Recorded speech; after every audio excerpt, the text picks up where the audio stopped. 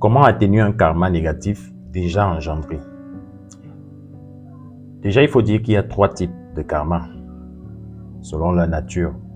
Il existe différentes classes de karma, mais je parle de quelque chose d'autre. Il y a le karma qui est en rapport avec un processus spirituel. Lorsqu'on atteint un certain niveau dans le processus spirituel, eh bien, on doit passer par certaines épreuves. On va passer par certaines épreuves, subir certaines choses. C'est très intéressant par rapport au travail qu'on est en train de faire. Celui-là, on ne peut pas le changer. Il y a aussi en général le karma même qui n'a rien à voir avec la spiritualité, qu'on ne peut pas changer. Parce que ce karma est assez profond. Ça touche des aspects très importants de la vie. Et du coup, le seul moyen de rééquilibrer la balance, parce que j'ai dit que le karma créait un trou, un vide, et qu'il fallait ensuite rééquilibrer tout ça. Donc, lorsque tu as créé le trou avec la souffrance, on rééquilibre avec la souffrance. Et donc, il y a certaines fautes qui créent des trous tels qu'il n'y a que la souffrance pour pouvoir combler encore ça. Mais il y a bien sûr aussi un karma qu'on peut combler sans utiliser la souffrance. C'est-à-dire, on a créé une souffrance qui a déséquilibré la balance karmique. Eh bien, pour rééquilibrer la balance karmique, au lieu de subir la souffrance, pour la rééquilibrer, on peut faire autre chose. Et c'est là que j'entre dans la réponse à ta question. Alors, pour rééquilibrer la balance dans ces cas-là, il faut utiliser la loi des correspondances. Il faut utiliser la loi des correspondances, c'est-à-dire il faut faire de bonnes œuvres, mais pas n'importe comment. Déjà, de manière générale, lorsqu'on fait de bonnes œuvres, on accumule beaucoup de potentiel karmique qui vont nous aider, si besoin est, à pouvoir de temps en temps atténuer notre karma, là où c'est possible. Donc, je vais prendre un cas simple pour mieux expliquer comment utiliser la loi de correspondance. Si c'est que vous souffrez, par exemple, d'une maladie en rapport, par exemple, avec quoi? Les maux de dents. Vous avez, par exemple, une maladie, les maux de dents, et qu'il est avéré que c'est une maladie karmique. S'il est avéré que c'est une maladie karmique, c'est-à-dire qu'on a épuisé les autres possibilités, ou alors on a su comprendre directement que c'est une maladie karmique qui vient de X, ou je ne sais pas quoi. Ok. Et si il ne s'agit pas d'un karma en rapport avec un processus spirituel, donc on ne peut pas changer, ou alors en rapport avec des aspects de la vie vraiment profonds qu'on ne peut pas aussi changer, qu'il faut absolument subir la souffrance pour pouvoir changer. Alors, si c'est avéré que c'est vraiment ça, une maladie purement karmique, alors ce qu'il faut faire pour essayer de rééquilibrer la balance, c'est ne plus se regarder soi-même, mais aider les autres personnes qui souffrent de la même maladie, de différentes manières possibles, de 1000 manières possibles. Donc, nous on souffre, je souffre d'un mal de dents. Oui, je suis le traitement et tout ce qui va avec, mais en même temps, j'essaye d'aider d'autres personnes, j'essaye de soulager moralement comme je peux, avec des conseils, de l'assistance, même avec mes pensées, avec mes prières, si je suis dans le jargon de la prière, avec tout ce que je veux. J'essaye de faire ce petit sacrifice-là pour pouvoir aider des personnes qui sont dans la même situation que moi.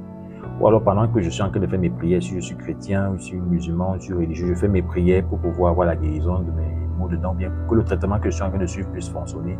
Je mets une lourde pensée, une grande pensée sur d'autres personnes qui souffrent de la même maladie, que la maladie soit karmique ou pas, du moment qu'ils souffrent des maux de dents, je les mets dans mes prières vraiment sincèrement pour qu'ils puissent trouver la guérison, quitte à ce que moi je ne guérisse même pas, qu'eux ils trouvent la guérison. En aidant donc les personnes qui souffrent du même mal que moi, je commence donc à acquérir encore ce même potentiel karmique en rapport avec ma douleur, et c'est comme ça que je vais trouver la guérison moi-même. C'est comme ça qu'on atténue le karma. Donc, s'il faut prendre aussi une autre correspondance, par exemple avec l'argent, vous avez des problèmes d'argent et que c'est avéré que c'est lié au karma et non à un accident ou je ne sais pas quoi, vous avez été malade, des machins, trucs. Si c'est vraiment lié à un karma, eh bien, vous allez aider d'autres personnes à avoir de l'argent. Vous allez me demander, mais moi j'ai des problèmes d'argent, je fais comment pour aider quelqu'un qui a l'argent? Non, vous aidez de toutes les manières possibles. Première manière, vous n'êtes pas jaloux de ceux qui ont plus d'argent que vous. Ce n'est pas parce que vous passez une mauvaise période financière que subitement toutes les personnes qui ont un peu plus d'argent sont devenues des sorciers ou je ne sais pas quoi, vous les en voulez. Non. Essayez de vous contrôler et d'émettre toujours les bonnes pensées, du moins les bonnes vibrations vis-à-vis des personnes que vous rencontrez. En particulier dans ce cas, celles qui ont plus d'argent que vous. Luttez à dissoudre ce sentiment négatif qui se développe souvent lorsqu'on voit une personne qui a ce qu'on veut, pendant que nous, on n'a pas cette chose. Donc, il ne faut pas maudire ceux qui ont plus. Au contraire, il faut bénir qu'ils aient encore 100, 10, 10 000, 20 000 fois plus. Maintenant, pour celles qui n'ont pas, avec le peu qui vous reste, essayez de faire certaines offrandes. Il faut donner. Vous pouvez aussi aider d'autres manières avec des conseils. Vous pouvez avoir certaines compétences. Vous pouvez donner des conseils aux gens, être soulagés. Si vous êtes aussi dans les prières, vous pouvez prier pour ces personnes. Ça paraît paradoxal, n'est-ce pas? Moi, j'ai des problèmes d'argent. Moi, je me mets à prier pour ceux qui ont des problèmes d'argent. Mais c'est comme ça que ça marche. C'est comme ça que ça marche. Vous êtes sincère dans la démarche aussi.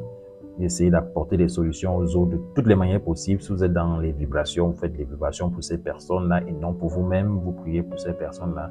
Parce que de toute façon, si vous priez pour vous-même, étant donné que vous subissez un karma, ça ne va pas aider. Ça va pas aider. Donc, vous essayez d'aider les autres personnes.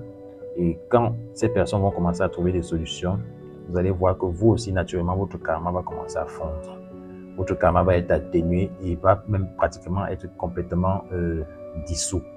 Si je dis bien sûr que ce n'est pas un rapport avec le processus spirituel ou alors si la faute ne touche pas la profondeur de la vie humaine.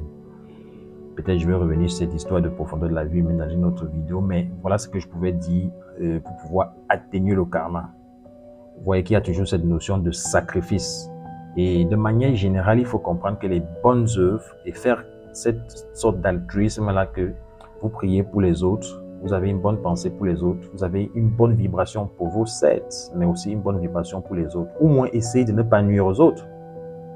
C'est-à-dire que même si vous n'essayez pas de prier pour les autres, bien d'apporter de bonnes vibrations, bien de méditer sur le bonheur des autres, etc. Selon tout ce que vous faites, selon tous les canaux là où vous vous trouvez, ça dépend, je parle en général. Au moins, essayez de ne pas nuire aux autres. Essayez de contrôler vos mauvaises pensées, vos mauvaises émotions, vos mauvais rêves et vos mauvais, je ne sais pas. Tout ça, vous essayez quand même de contrôler ça. Ne laissez pas l'envie, la haine, la jalousie vous envahir au point où ça commence à attaquer les autres. Parce que c'est ça la sorcellerie. La pensée se manifeste dans le monde spirituel. Vous pensez que la sorcellerie, c'est quoi? Donc, au moins, si vous ne pouvez pas faire de bonnes œuvres pour la vie, pour les autres, la première étape, au moins, c'est d'éviter d'être une calamité pour les autres. Donc, contrôlez vous-même, travaillez sur vous-même pour vous améliorer, pour vibrer positivement, pour être optimiste, pour avoir une belle énergie. Au moins ça, comme ça, vous n'allez pas nuire les autres. Donc, tout ça nous ramène toujours vers le travail intérieur. C'est toujours là-bas qu'il faut aller. Donc, voilà un peu pour le karma. Aka.